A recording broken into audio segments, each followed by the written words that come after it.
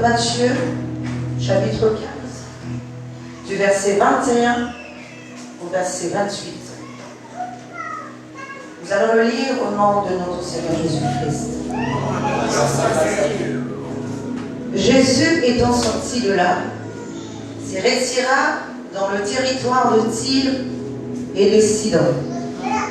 Et voici une femme cananéenne qui venait de ces contrées lui cria: aie pitié de moi, Seigneur, fils de David.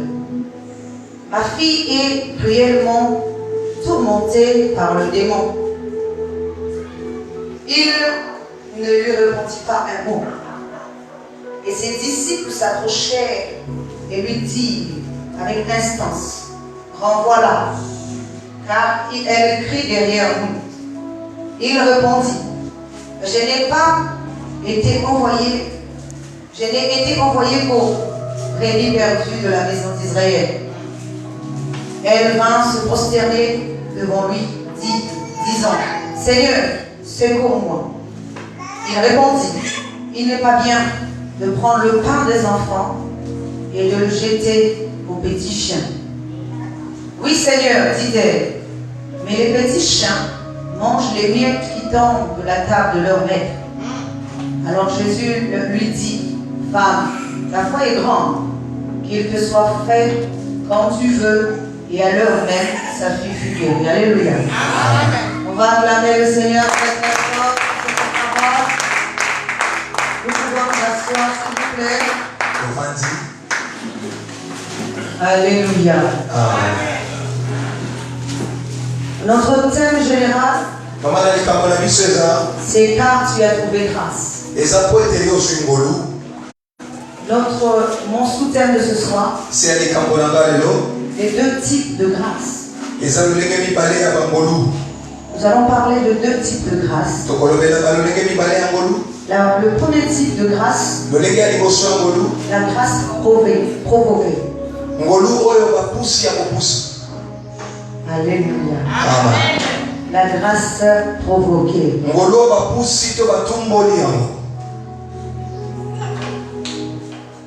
Alors, selon le dictionnaire,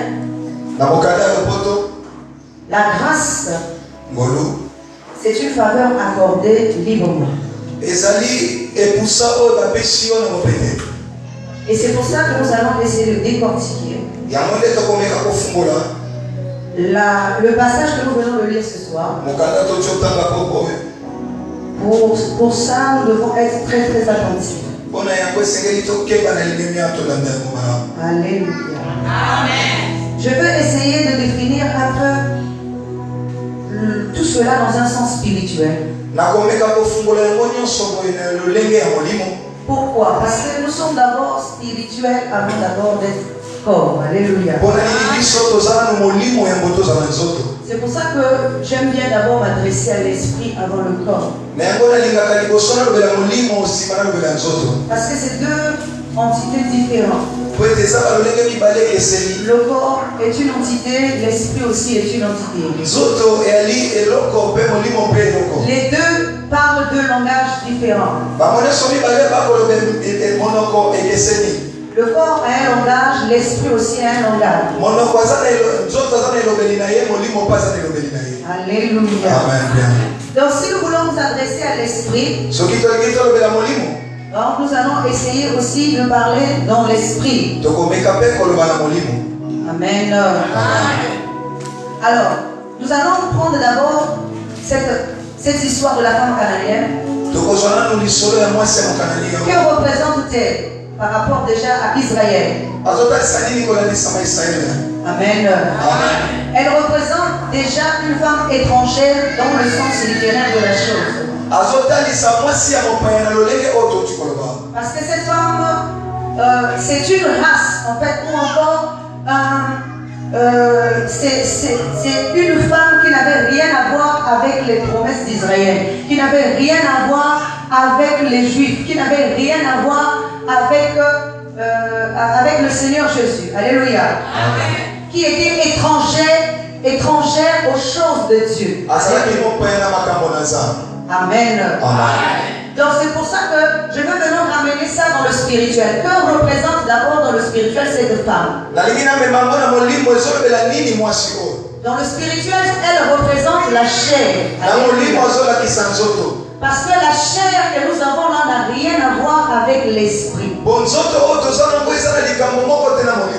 Parce que l'esprit comprend les choses de l'esprit, alors que la chair ne comprend pas ce que l'esprit est. Alléluia. Et la chair a des désirs qui sont aussi contraires à ceux de l'esprit. C'est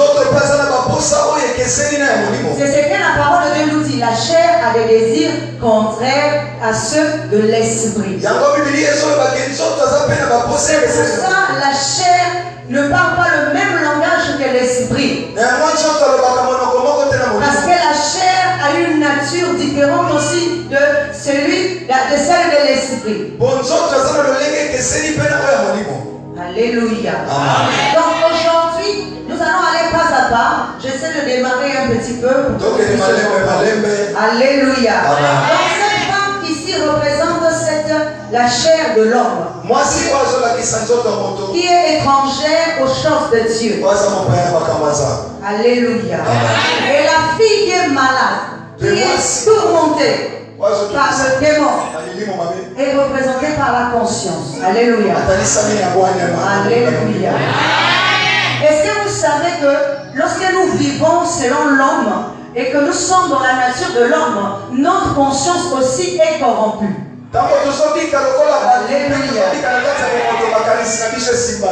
Comme si elle est tourmentée par un démon. Alléluia. Elle est tourmentée par un esprit. Elle est agitée tous les jours par un esprit. Alléluia. Et cet esprit qui est en train de l'agiter est une nature. Alléluia. Cette nature, c'est celle qui tourmente notre esprit. Je prends un exemple. Aujourd'hui, même lorsque nous agissons en mal, ce n'est pas par nous-mêmes ou par notre propre force que nous agissons en mal. C'est parce qu'il y a une nature, il y a une force qui est en train de nous utiliser, qui est en train de nous animer, qui est en train de contrôler notre conscience. Alléluia. Parce que tout vient de la conscience. Alléluia. Avant même que je ne puisse faire quelque chose physiquement, ça passe toujours par ma conscience. Parce qu'il y a une pensée, par exemple, du mal qui vient s'installer dans ma conscience, et la réaction du corps ne peut que refléter ce que ma conscience a déjà acquiescé, a déjà accepté. Alléluia. Si la conscience n'accepte pas, c'est pour ça qu'on ne peut pas corrompre le corps sans passer par la conscience. Alléluia. Amen. Est-ce que nous sommes en train de comprendre? Pour détourner quelqu'un, on commence toujours par lui inculquer quelque chose. Pour détruire sa conscience. Alléluia. Comme Ève et Adam dans le jardin d'Éden. Avant d'atteindre Adam, il a fallu d'abord que le serpent passe par Ève. Ève ici représente la conscience. Il faut d'abord que la conscience accepte. Et c'est la conscience qui a accepté le fruit qui va le transmettre au corps. Alléluia. C'est à ce moment-là, si la conscience n'accepte pas, elle ne peut pas aussi transmettre au corps. Alléluia. Est-ce que nous sommes en train de comprendre?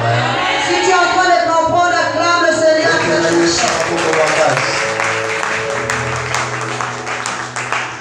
Alléluia. C'est pour ça que la parole de Dieu nous dit qu'il a été dit à Abraham, quitte le pays de ton père, va vers un pays nouveau que je te donnerai en possession. Le pays ici, ce n'est pas un pays physique, mais c'est une nature que nous devons quitter. Car l'homme aujourd'hui vit dans la nature de l'homme. C'est pour ça que la parole de Dieu dit aussi, ne te fie pas à l'homme, mais fie-toi à Dieu. Alléluia. Il ne s'agit pas de l'homme physique dont on ne peut pas se fier, mais il s'agit de la nature de l'homme.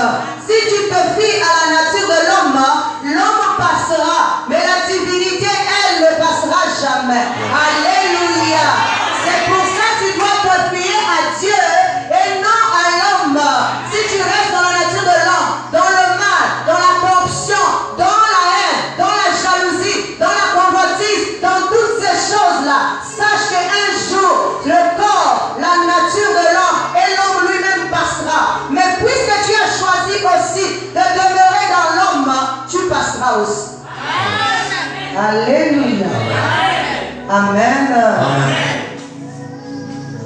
Je dirais que papa ne me suit plus. Je te suis.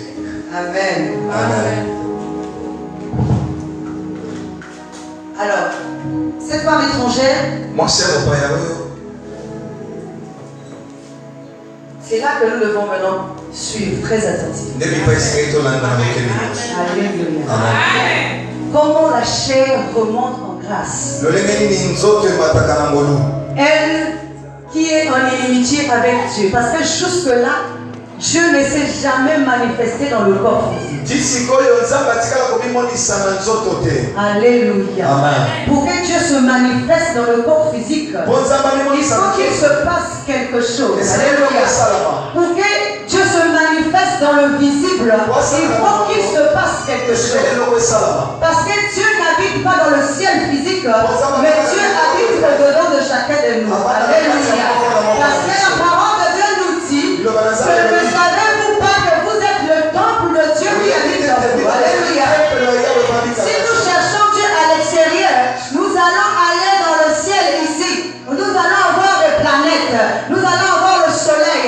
Nous allons avoir tout ça. Mais nous allons pas trouver Dieu. Alléluia. Parce que Dieu habite à l'intérieur. Alléluia. Mais pourquoi il n'y a pas la manifestation de Dieu qui habite en nous? Il est dit que nous sommes le temple de Dieu. Si nous sommes le temple de Dieu, il faut que le temple, alléluia, reflète Dieu. Alléluia. Il faut que le temple reflète Dieu. Et n'oubliez pas qu'il dit, vous êtes des dieux, pourtant vous mourrez comme des hommes. Alléluia. Mais on ne s'adresse pas à l'homme physique qui est un Dieu, mais on s'adresse à l'homme intérieur qui était un Dieu. Alléluia. Personne de nous qui est venu accompagner l'autre. Nous avons tous ici dans le monde les mêmes attributs. Alléluia. Le même fonctionnement, la même manière de voir les choses. Alléluia. Si nous marchons selon l'homme, nous voyons les choses de la même manière. Si nous marchons aussi selon l'esprit, nous allons aussi voir les choses de cette manière. Alléluia. Ça dépend de quel côté nous allons choisir. Et chaque côté est un corps formé de plusieurs membres. Alléluia. Amen. Alors, cette femme, il faut qu'elle rencontre Dieu un jour. Alléluia. Parce que jusque-là, elle n'a pas encore rencontré Dieu. Il faut qu'elle voie Dieu. Mais pour voir Dieu, il faut qu'elle commence à entrevoir un voyage intérieur. Alléluia. Parce que Dieu n'est pas à l'extérieur. Il faut maintenant un voyage à l'intérieur. Alléluia. Cette femme canadienne, elle n'était pas au même endroit, elle n'était pas dans son pays, là où quand elle a vu Jésus. Alléluia. Alléluia. C'est qu'elle avait entrepris un voyage. Amen. Elle avait quitté un endroit pour aller vers un autre endroit. Alléluia. C'est en voyageant qu'elle a rencontré le Seigneur Jésus-Christ. Alléluia. Il faut que ton corps commence à monter. Il doit commencer à prendre la dimension pour pouvoir rencontrer le Seigneur. Il faut un voyage extérieur. Il faut que nous commençons à ne plus regarder les choses de la manière que nous regardons, mais que nous commençons à les regarder de la manière de l'esprit, pour que nous puissions entamer le voyage à l'intérieur de nous, parce que c'est à l'intérieur que nous allons trouver Dieu. Alléluia. Alléluia. Dieu n'est pas dans la chair, Dieu est dans l'esprit. La première question que nous allons nous poser: qui a dit à cette femme que Jésus était Seigneur alors que c'était une étrangère? Alléluia. Est-ce que nous sommes en train de comprendre? Parce que lorsqu'elle a vu Jésus, elle a tout de suite dit: Seigneur, fils de David. Comment pouvait-elle savoir que non seulement c'était le Seigneur, mais c'était aussi le fils de David? Alléluia. Alléluia.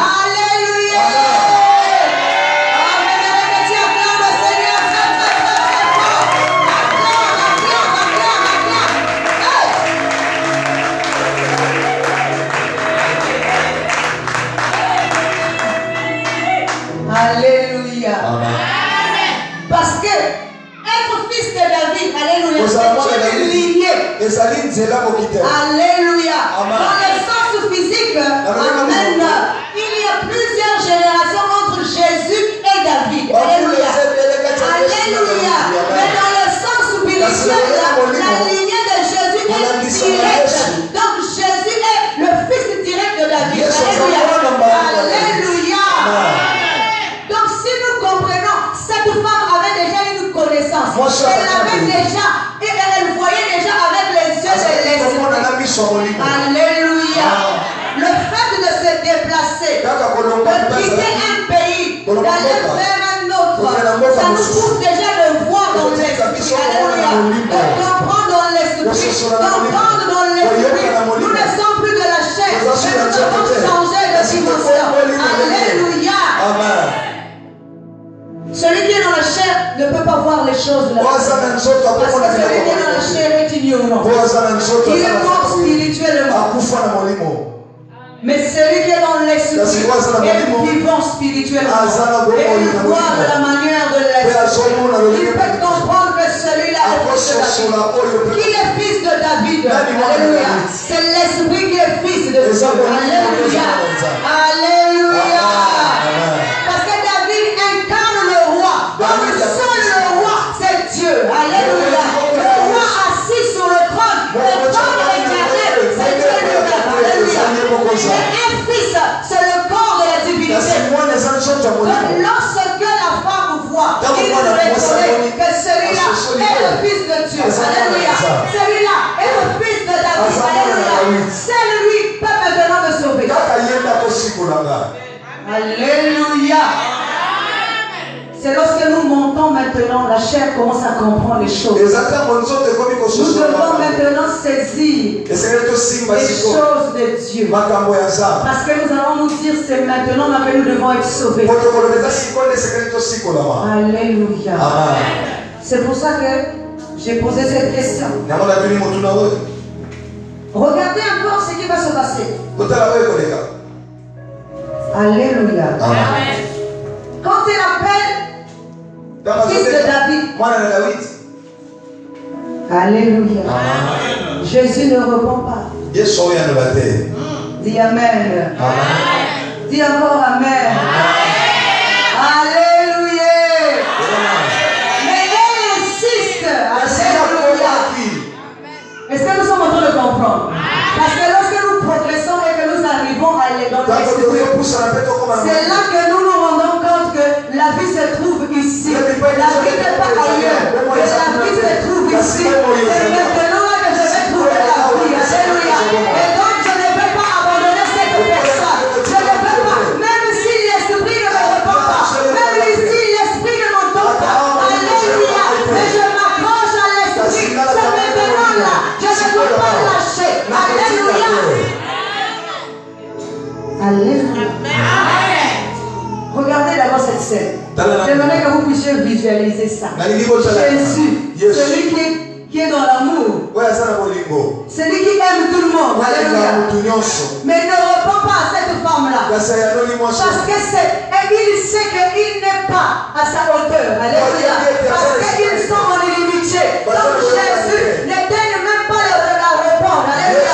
Mais elle insiste. Alléluia.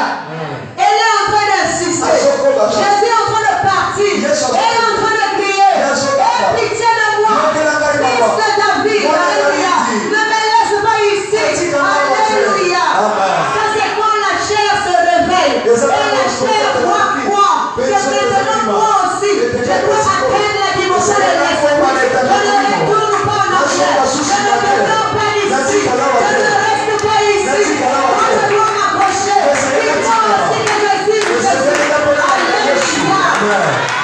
Amen. Jésus ne se retourne pas. Les disciples vont dire à Jésus, Maître, il faut la chasser. Alléluia. C'est fort. Quand nous progressons dans notre vie, nous rencontrons des choses. Le silence du Seigneur. Alléluia. Dis Amen. Nous rencontrons le Seigneur, le silence du Seigneur. Sache que si Dieu ne parle plus dans ta vie, c'est que tu es en train de progresser. Alléluia.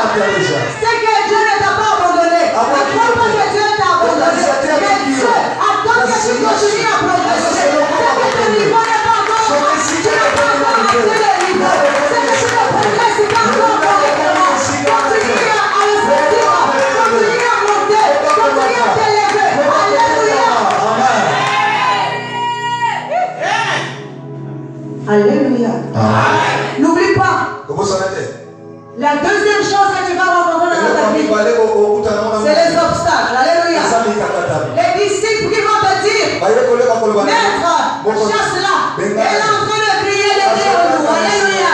Donc, quand on progresse dans la spiritualité, tu vas rencontrer le silence du Seigneur. Tu vas rencontrer aussi les obstacles dans ta vie. Mais ne te fatigue pas. Mais avance. Alléluia. Parce qu'il y aura des gens qui vont te décourager. Alléluia.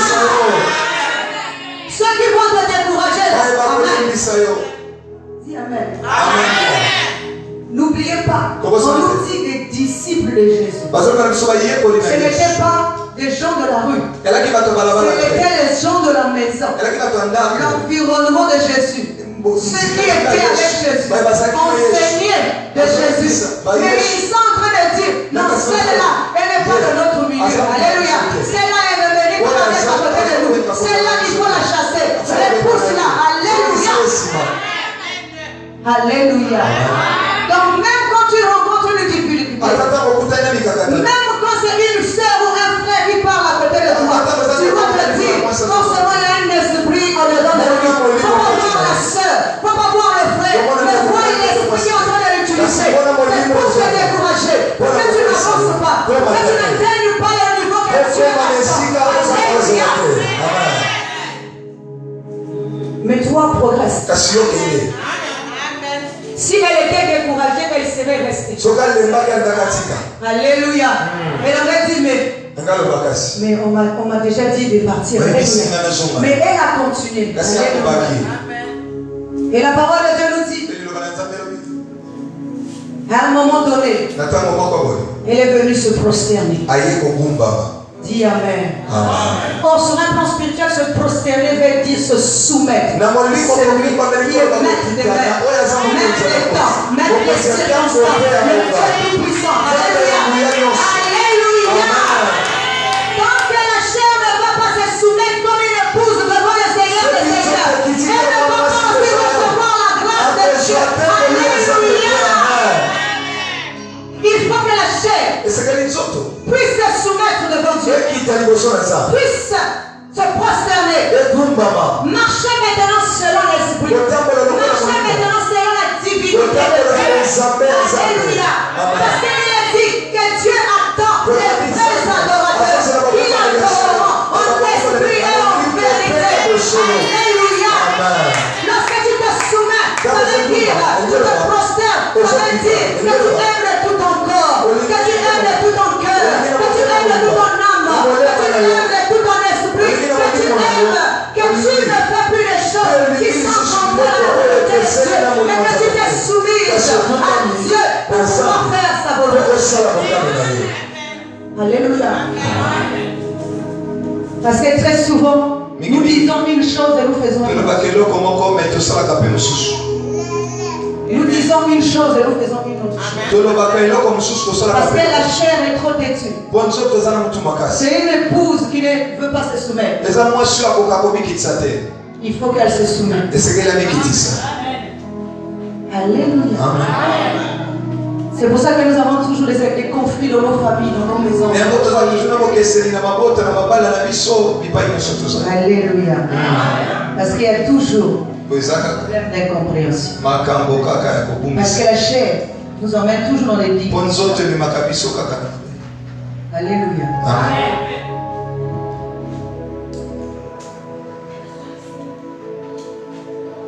Voyons l'insistance de cette femme. Jésus m'a répondu.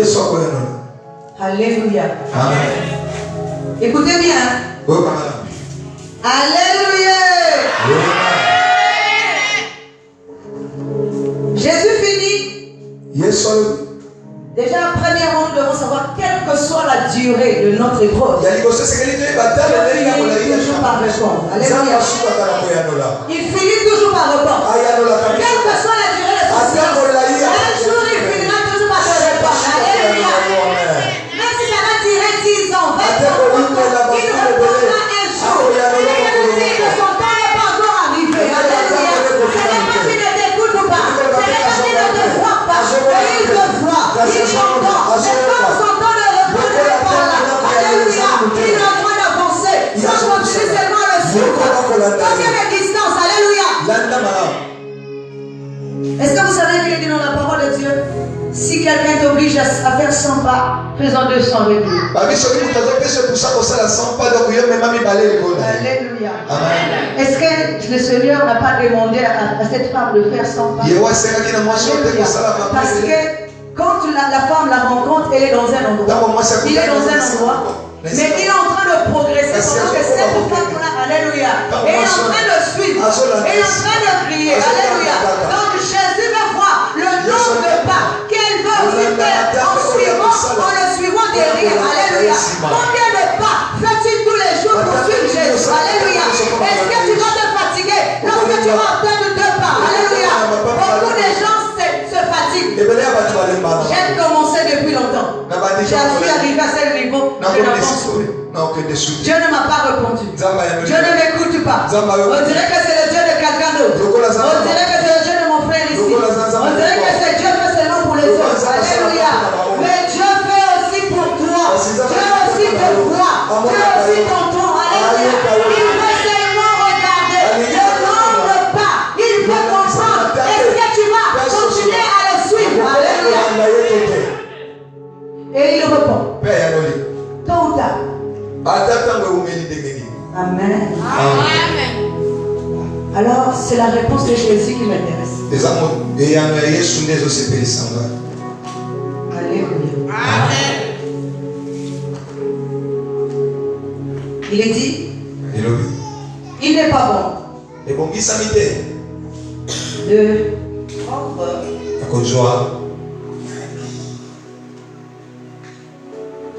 Il n'est pas bien de prendre le pain des enfants et de le jeter aux petits chiens.